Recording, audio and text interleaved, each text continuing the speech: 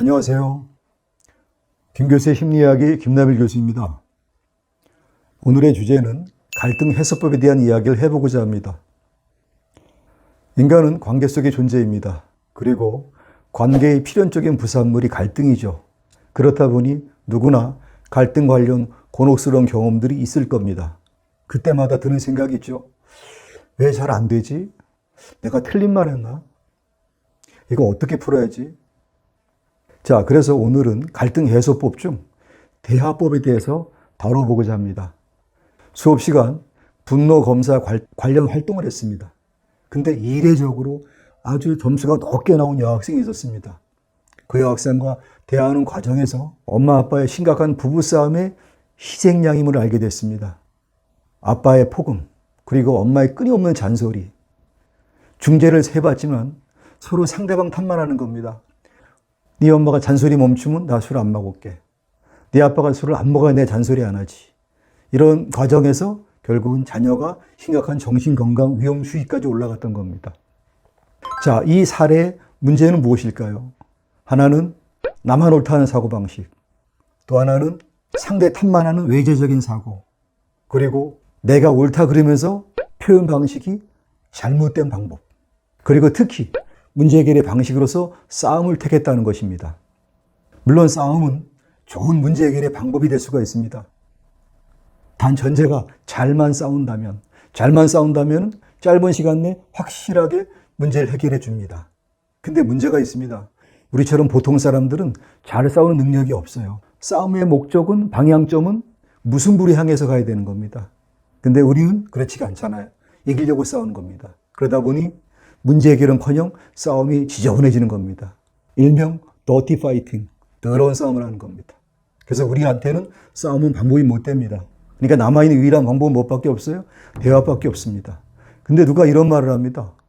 쟤랑 말을 해도 안 바뀌어요. 안 통해요. 이런 말을 합니다. 근데 말을 한다고 다 대화는 아니죠. 대화에는 두 가지가 있습니다. 말을 하면 할수록 문제가 꼬이게 만드는 역기능적인 대화가 있고, 일명 억제적인 대화라고 합니다. 그리고 또 하나는 말을 하면 할수록 문제가 풀리는 혁신적인 대화가 있는 겁니다. 자, 그래서 이번 시간에는 이 두 가지 대화법에 대해서 다뤄보고자 합니다. 그럼 사례를 통해서 한번 설명해 보겠습니다. 엄마와 중학생 딸의 대화입니다. 먼저 딸이 엄마한테 얘기합니다. 엄마, 나 오늘 피곤해서 일찍 자야 되겠어. 그때 엄마가 대답을 합니다. 피곤해? 그럼 자야지. 빨리 자. 자, 이 대화는 굿입니다. 대화의 전형입니다. 다른 대화를 말씀드리겠습니다. 엄마, 나 오늘 피곤해서 얼른 자야 되겠어. 그때 엄마가 답을 합니다. 피곤해? 네가 왜 피곤해? 뭐 했다고 피곤해? 자, 이게 대화일까? 이 대화의 특징이 있죠. 하나는 일방적이라는 거. 두 번째는 뭡니까? 엄마가 딸의 말을 수용하지 않잖아요. 말이 섞인다는 겁니다. 교차성을 얘기하는 거죠. 이것이 바로 대화를 가로막는 역기능적 또는 억제적인 대화의 전형입니다. 우리 일상에서 이런 역기능적 억제적인 대화의 대표적인 사례들이 있습니다. 이게 바로 대화 시 우리가 서로 사용하는 명령하고 충고하고 비난하고 경멸하고, 후이 말은 지적질의 대화를 얘기하는 겁니다. 자, 이렇게 지적질을 하게 되면 어느 누가 감화를 하겠습니까? 어느 누가 태도의 변화가 오겠습니까? 아마 유치원생 빼놓고는 태도의 변화가 없을 겁니다. 이런 식의 지적질의 대화의 위험성을 연구한 사례가 있습니다. 독일의 가족치료학자 가트맨 박사가 이혼하는 부부들의 평상시 대화 패턴을 연구를 했습니다. 내용은 주로 지적질입니다. 비난과 경멸, 공격과 방어, 담쌓기 등의 모습이었습니다. 우리가 흔히 하는 말이 있죠. 이혼하는 부부들이 주로 성격 차이 때문에 헤어졌다는 겁니다. 근데 원래 성격 차이는 존재하는 겁니다. 그리고 다 큰 성인들의 성격은 바꾸기가 어렵습니다. 차라리 상대방의 성격을 바꾸려고 했던 대화 방식을 바꾸는 데 투자를 했더라면 이런 식의 부정적 결과는 막을 수 있을 거라고 예측을 할 수 있습니다. 먼저 상대의 말을 경청부터 해야 합니다. 대화의 기본은 무엇일까요? 듣기입니까? 말하기입니까? 당연히 듣기죠. 들어야 문제 해결할 수 있는 겁니다. 특히 문제 해결에 관심이 있다면 더더욱이 들어야 합니다. 인간관계에 뺨 맞는 비결 3가지 원칙이 있습니다. 첫째, 내 말만 한다. 둘째, 상대가 말할 때 얼른 끊고 내 말만 한다. 셋째, 상대가 말할 때 딴 생각하다가 얼른 끊고 내 말만 한다. 우리 옛말에 이청득심이라는 한자어가 있습니다. 상대의 마음을 얻으려면 뭐부터 해라? 들으란 얘기입니다. 모두 경청의 중요성을 이야기하는 것이죠. 그러면 경청은 문제 해결에 어떤 도움을 줄까? 다음과 같은 측면에서 도움을 줍니다. 상대에게 먼저 이야기할 시간을, 기회를 주잖아요. 이건 뭘 얘기하는 겁니까? 내가 상대한테 알려주는 겁니다. 나는 너랑 싸울 의도가 없어. 나는 이 문제 꼭 해결하고 싶어. 이걸 알려주는 겁니다. 그러면 상대는 나에 대한 경계심이 조금 누그러지겠죠? 경청을 통해서 상대방 주장의 논리와 근거를 이해하게 됩니다. 모든 주장에는 반드시 근거와 논리가 있습니다. 내 주장에만 근거와 논리가 있는 게 아니에요. 마음에 안 드는 상대방의 저 주장에도 반드시 근거와 논리가 있습니다. 그래서 상대방의 말을 듣다 보면은 제가 저런 근거를 저렇게 풀어가서 저런 말을 하는구나 라는 이해의 공통 분모가 생기는 겁니다. 이해할수록 공감대가 조금 넓어져요. 이 말은 무슨 말입니까? 문제 해결의 기미가 있다는 겁니다. 상대가 얘기를 충분히 하게 합니다. 상대가 얘기하면서 그 사람의 감정이 풀리는 거예요. 감정이 해소가 되면 자연스럽게 이성의 뇌가 작동할 준비를 하는 겁니다. 이런 측면에서 효과가 있는 거죠. 문제 해결에 관심이 있다면 경청의 습관부터 들이는 것이 필요합니다.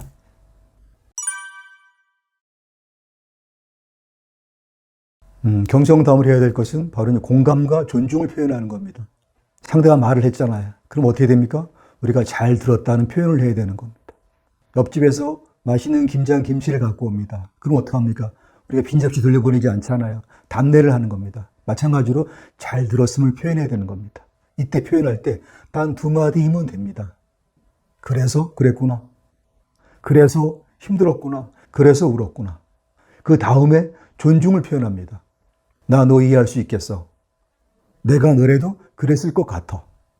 세상에는 공짜가 없습니다. 내가 상대의 말을 경청해주고 공감해주고 이런 식의 노력을 하면은 상대에게 나의 마음과 태도가 전달되기 시작합니다. 특히 감정에 내이면서 공감 회로의 한 축인 변형계가 반응을 하기 시작합니다. 그래서 긍정적 감정이 유발이 됩니다. 이것을 전문 용어로 변형계 공명이라고 합니다. 유발된 긍정적 감정은 여기서 끝나는 게 아니라 긍정적 사고를 갖고 오게 만들고 긍정적인 사고는 긍정적 행동하는 동력으로 작용하는 겁니다. 그래서 문제 해결을 돕는 거죠. 공감의 이런 위력은 의료 장면에서도 중요성이 인정되고 있습니다. 미국의 병원 같은 경우는 채플린이라는 직업을 두고 있습니다. 이 채플린들은 환자의 병실을 방문해서 환자가 의사한테 미처 다 하지 못했던 얘기들을 갖다가 경청해주고 공감해주고 지지해주는 역할을 반복하는 겁니다. 이런 것이 반복이 되면 환자들의 불안, 우울 이런 것이 감소하면서 면역 기능이 상승하는 효과를 가져오게 됩니다. 누군가가 내 얘기를 열심히 경청해주고 공감해주고 존중해준다면 얼마나 기분이 좋겠습니까? 설사 상대방이 나와 갈등 관계인 사람이라 하더라도 아마 이 갈등은 오래가지 않을 겁니다. 그래서 말 한마디에 천냥빚을 갚을 수 있다는 말이 등장할 수 있는 것 같습니다.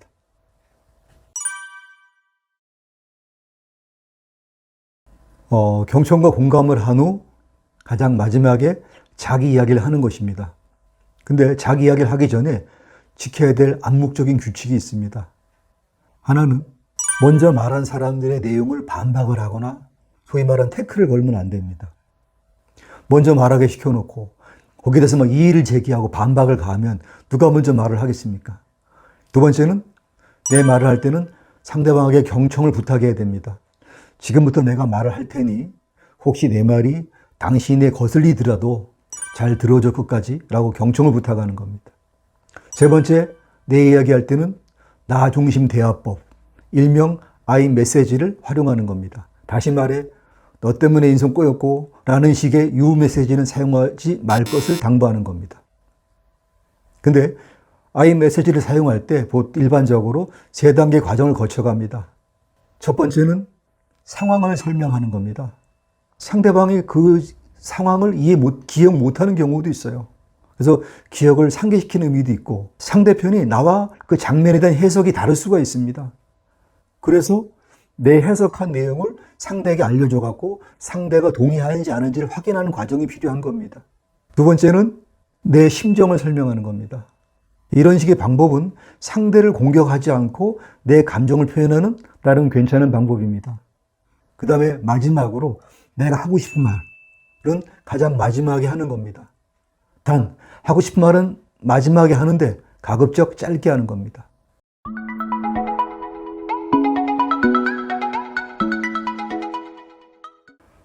갈등 상태인 사람의 마음은 매우 복잡합니다. 근데 이런 사람한테 논리적인 설득이나 지적질에 가까운 대화를 하면 이게 먹히겠습니까?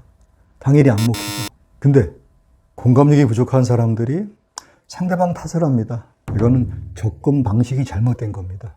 인간의 마음이 주로 이성으로 구성되어 있다면 이런 논리적인 설득이나 지적질식의 대화가 효과가 있을 겁니다. 근데 인간의 마음은 이성뿐만 아니라 지각, 감정 등 다양한 요소로 구성되어 있습니다. 특히 갈등 관계 속에 있는 사람들은 주로 무거운 정서로 마음이 구성되어 있죠. 그렇기 때문에 소통이 안 되는 겁니다.